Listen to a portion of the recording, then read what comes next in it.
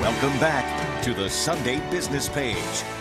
Can beauty and advertising coexist in a community? It's an issue that's being fought in court between Lamar Advertising, whose billboard for Sprint is visible atop Mount Washington, and organizations like Scenic America and Scenic Pittsburgh, who believe that the aesthetic look of a community is crucial to its growth in the future. Later, we're going to hear thoughts from Lamar in another program, but this morning we welcome two guests to this broadcast. Mark Falzone is president of Scenic America, a nonprofit organization that tries to preserve and enhance the visual character of America's communities and countryside.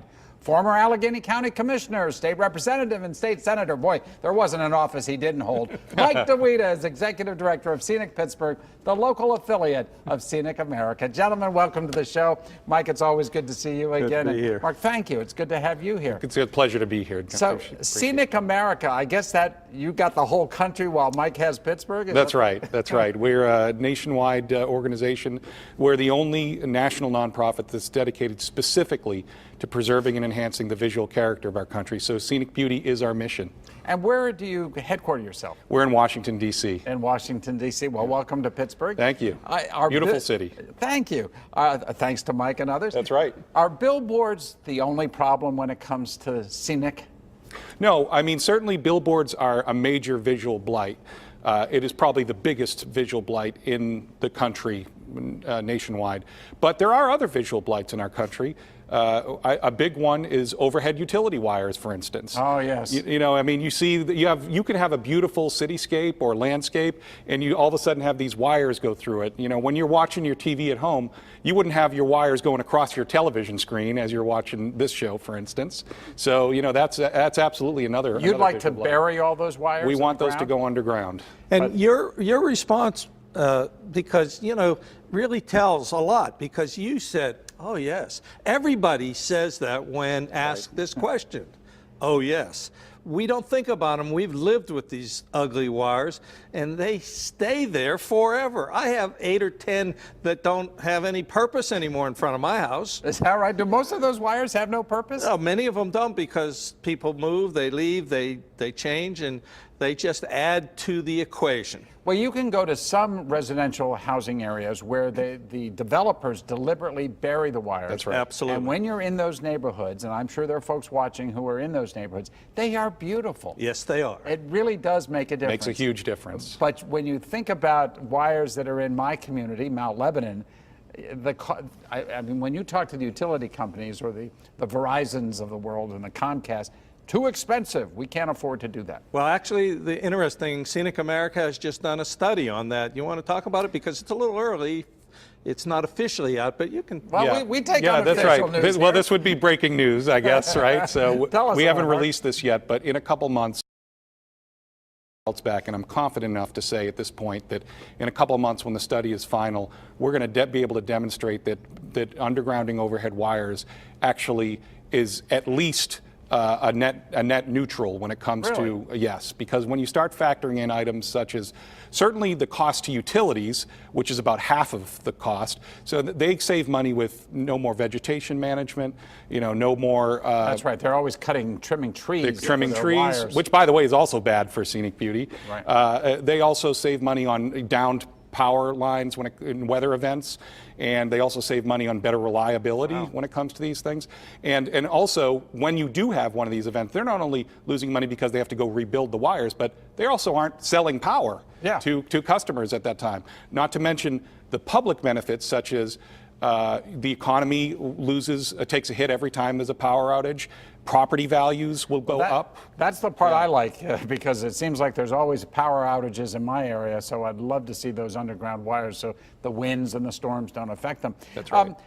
Before we forget, Mark, why are you here in Pittsburgh today? Oh, yeah, no, I really appreciate it. So, you know, I have to say, Scenic Pittsburgh is a model for the country. They are one of the best chapters, if not the best chapter, affiliate in the country. And we have 50 affiliates across the country, so that's saying a lot.